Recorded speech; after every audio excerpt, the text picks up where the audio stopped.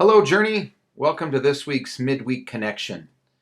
We've been praying for rain, and God has been answering those prayers. This past Sunday after the 4:05 service, I think my daughter and I sat outside on the back porch for at least 3 hours, not exaggerating, just marveling at what God was doing. Because here in the desert, an ocean of water was falling from the sky, and it was just so exciting to see. So let's keep praying for rain. Our scripture for encouragement today should prove very helpful, but like all scripture, it's only helpful if we use it. And so the Grand Canyon between knowing the right thing to do and actually doing the right thing needs to be crossed. We're going to be in Ephesians 4 today, starting with verse 22. Paul says, "You were taught, with regard to your former way of life, to put off your old self, which is being corrupted by deceitful desires, and to be made new in the attitude of your mind." I love that. To have a new attitude rolling around there in your mind.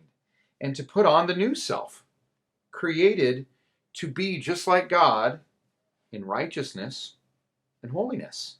Pretty awesome passage. Out with the old, in with the new mental attitude, new creation, new self. And then here's where the rubber meets the road for our own growth today. Verse 26. In your anger, do not sin. Now, I wish this was an area in my life that I had mastered, but it's not. And as I go through any day with the people that I work with or the people that I live with, I find myself constantly needing to exercise self-control. We're blessed to have emotions. Our feelings were designed by God. To not have feelings is to not be a human being. If you don't have any feelings, you might be a robot, right? Being able to deal with our feelings in positive, helpful ways, this is the secret to life. I really believe it is. And of course, I'm not talking about all the good feelings. Those are so much easier to deal with, right? When everything's going great in my life and I'm happy and yeah, I don't need any help. I don't need a Journey Midweek Connection to help me with the good times. I'm talking about times where someone's hurt my feelings. Or maybe a day that I come across where someone steps on my toes and I don't appreciate it, or they cross my boundary. I'm talking about times where someone doesn't meet my expectations. I thought this was going to be what happens, and something different happened. A wise pastor friend of mine told me that when our expectations aren't met, we go through different stages. And it begins with just irritation, kind of like, ugh. And then if it keeps going, it moves into being annoyed, which is kind of a little bit louder of a growl, like, oh, I'm so annoyed, into frustration, which is a deep growl, right? And then it moves into anger. And when we reach that anger stage, it's kind of this critical moment. It's going to be make or break. What are we going to do with this anger now that has flared up? I was watching a documentary on Netflix. It's called the Coaches Playbook. And in this documentary series, they interview famous coaches, and it's the coach's rules for life. And I was really struck by something Serena Williams' coach said. He said something along the lines of, never make decisions when you're feeling overwhelmed by negative emotions. I think it was more specifically, never make decisions out of anger.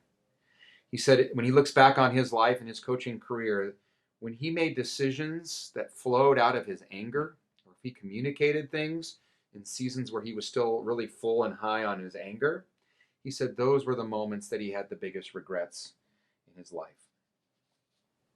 So as you live and work with people, and as you try to love your family, do you have any way of knowing when you're starting to creep up on the anger scale? Is there a safety valve that you can use? Do you have any way of being self-aware to know, look, my fists are clenched, my blood pressure's going up, I'm getting a headache, I'm starting to talk to myself, all of those kinds of things. Are there ways that you can kind of wake yourself up to say, oh, I am on a pretty serious anger spike here, and I need to be careful what happens next?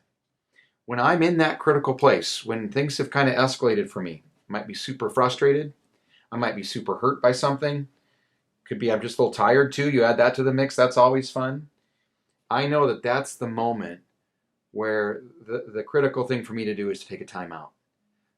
Take a step back.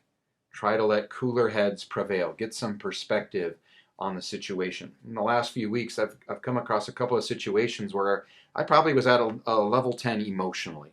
Anger was in there, but so was hurt and all those other things.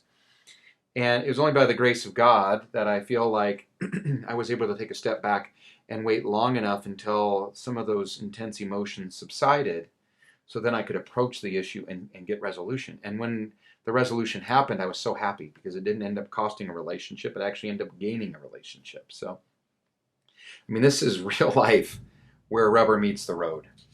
And so I want to just call you to be on your guard today.